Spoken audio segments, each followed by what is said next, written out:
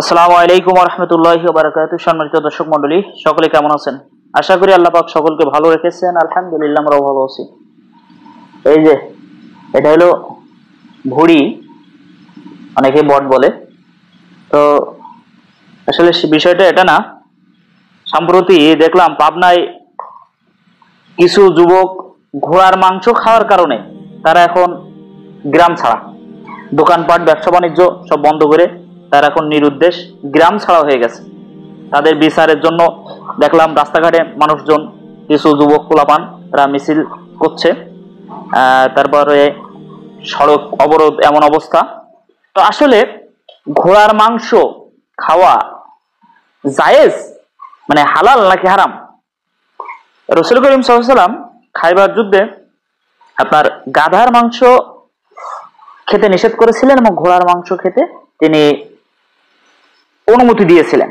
তো আমরা এই বিষয়ে আলেমদের কিছু মতামত, বক্তব্য আমরা শুনি।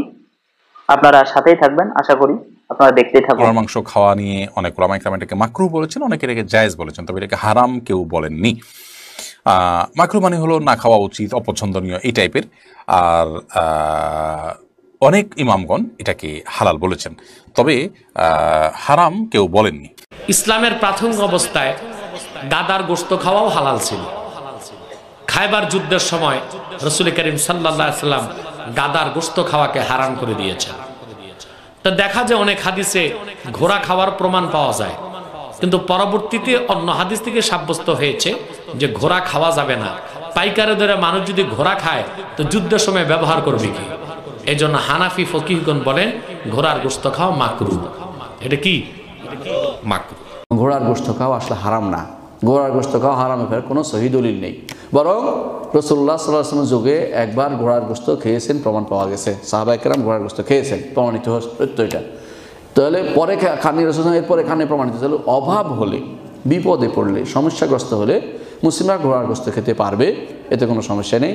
এবং এমনিও খেতে পারবে যদি এটা কোনো যুদ্ধের কারণে ব্যবহৃত হচ্ছে না, এমন কোনো ঘোড়া হয় মরে যাচ্ছে, বা এটা আর কোনো কাজ ব্যবহৃত হচ্ছে না, কাউকে দেওয়া যাচ্ছে না, কি করবে, বৃদ্ধ হয়ে গেছে, এটা জবে করে খেলেও কোনো সমস্যা নাই ইনশাআল্লাহ। কিন্তু যেগুলো যুদ্ধে ব্যবহৃত হবে সেগুলো যেন কেউ না খায়, কারণ সেগুলো বড় বড় বড় কাজের জন্য রেখে দেওয়া হয়েছে, শুধু খাওয়া দাওয়া নয়। ঘোড়ার মাংস খাওয়া মাকরুহ উলামা হানাফ বলেছেন, অন্যান্য আলেমরা বলেন ঘোড়ার মাংস খাওয়া জায়েজ।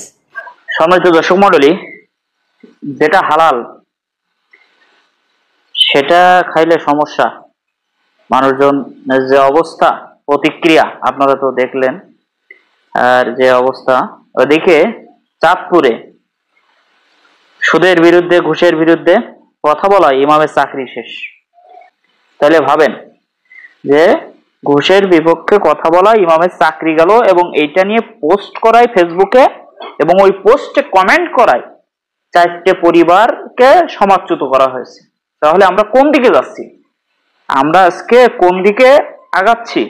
সমাজ বা আমরা নিজেরাই কোন দিকে আগাচ্ছি? আল্লাহ পাক সকলকে সঠিক বুঝদান করুক, এবং সকলের জন্য দোয়া করি আল্লাহ পাক সকলকেই দিনের জন্য কবুল করুক।